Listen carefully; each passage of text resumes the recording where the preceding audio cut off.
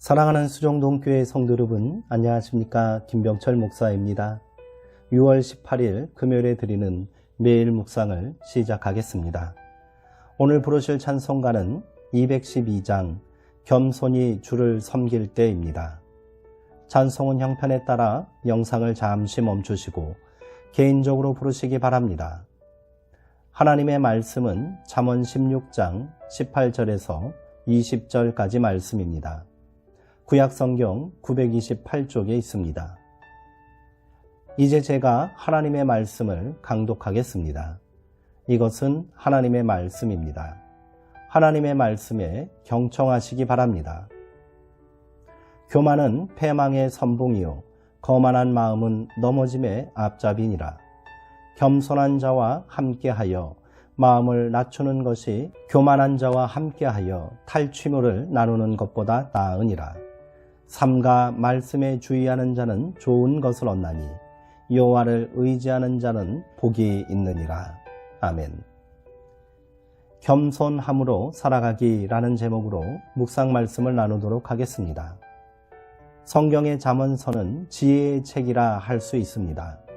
고대 근동의 여러 나라에도 존재하는 잠언은 젊은이들이 인생에 성공하는 방법을 지혜라고 가르친다면 성경은 여호와를 경외하는 삶이 지혜라고 말합니다. 그러므로 성경이 말하는 지혜에 이르기 위해 가장 힘써야 할 덕목이 바로 겸손인 것입니다.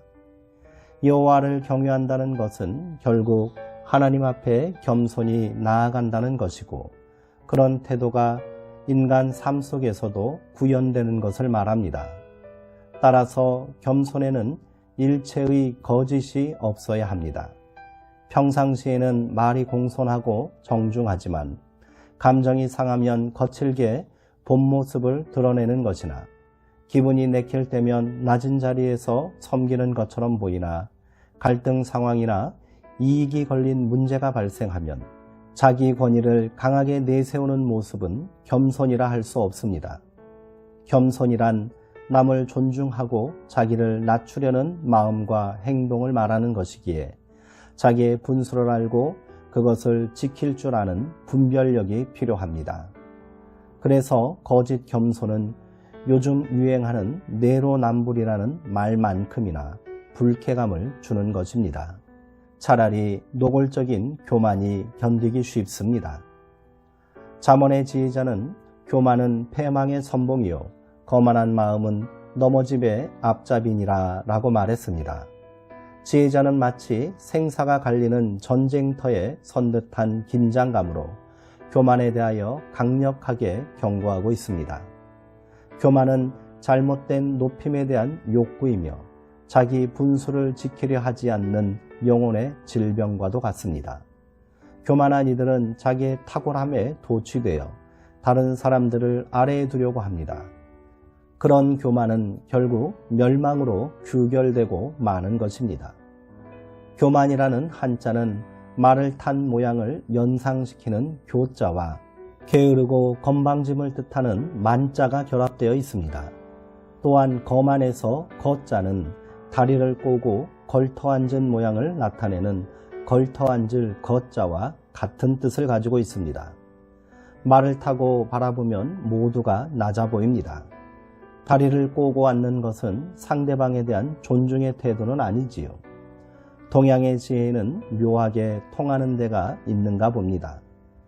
말을 타고 교만을 떨며 앞장서 나가다 보면 떨어지기 십상이고 높은 의자에 다리를 꼬고 걸터 앉아 거드름을 피우면 고꾸라져 넘어질 수 있습니다. 프랑스 작가 플로베르의 희곡소설 성 앙뚜아느의 유혹에는 사막에서 수행하는 수도자를 유혹하기 위해 찾아온 7가지 죄의 이야기가 나옵니다. 그것은 교회 전통에서 말하는 7가지 죄의 뿌리인 교만, 인색, 질투, 분노, 음욕, 탐욕, 나태입니다. 플로베르는 그중 교만이 그 죄들의 대장 노릇을 한다고 말했습니다. 교만은 하나님의 자리를 넘보는 대역죄입니다. 잠언이 말하는 지혜가 여호와를 경외하는 것이기에 교만은 지혜의 가장 강력한 적이라 할 수 있지요. 유약한 사람들은 교만한 사람 혹은 거만한 사람의 시선을 두려워합니다. 그래서 비굴하지만 어쩔 수 없이 그들의 마음에 들기 위해 노력하기도 합니다. 눈밖에 나는 순간 불이익을 당할 수 있다는 두려움 때문입니다. 하지만 지혜자는 단호하게 말합니다. 겸손한 자와 함께하여 마음을 낮추는 것이 교만한 자와 함께하여 탈취물을 나누는 것보다 나으니라. 겸손한 사람은 자기 분수를 아는 사람이기에 그는 다른 이들과의 비교를 통해 자기 존재를 확인하려 하지 않습니다.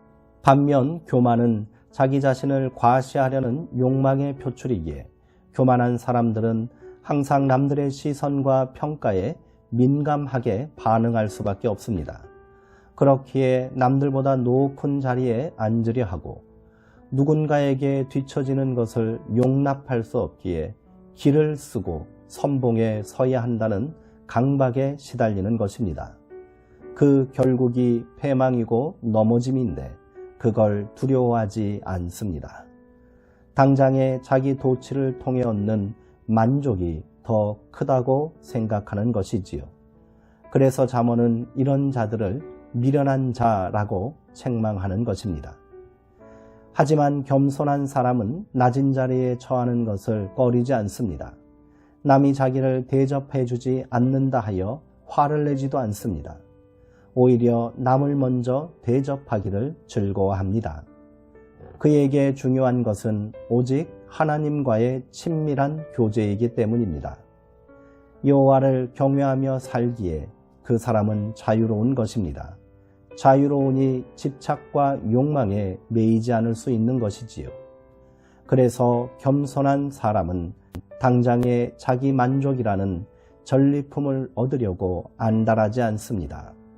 성경은 교만으로 얻는 자기 도취와 만족은 남의 것을 강제로 빼앗는 탈취물에 불과하다고 일갈하고 있습니다. 좋은 것을 얻기를 원하십니까? 지혜자는 삼가 주의 말씀에 주의하라 라고 교훈합니다. 여호와를 의지하는 겸손한 자에게 하나님께서 복을 주시기 때문입니다. 겸손함을 잃을 때 우리는 마음을 다스리지 못하고 쉽게 분노하고 맙니다. 그것이 탈취물인 줄 알면서도 눈앞에 어른거리는 이익을 포기하기 못하기에 마음을 다스리지 못하고 분노하는 것이지요.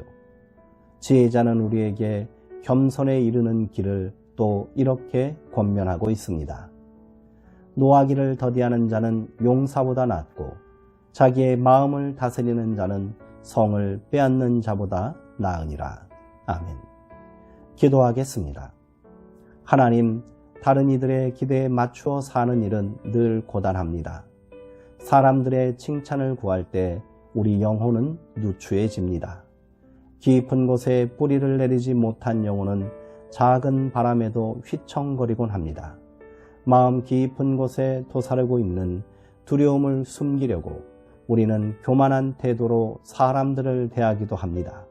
주님, 우리를 긍휼히 여겨 주옵소서. 우리가 겸손한 마음으로 살 수 있도록 훈련시켜 주옵소서. 하나님을 경외하고 자기의 부족함을 진심으로 인정하는 겸손한 자들 곁에 머물면서 하늘로부터 오는 자유와 복을 누리며 살게 하옵소서. 예수님의 이름으로 기도하옵나이다. 아멘. 이상으로 오늘 묵상을 모두 마치겠습니다. 사랑하고 사모하는 성도님들, 오늘 하루도 평안하시고요. 삼가 주의 말씀에 주의하는 겸손한 마음으로 좋은 것을 얻는 복된 하루 되시기 바랍니다.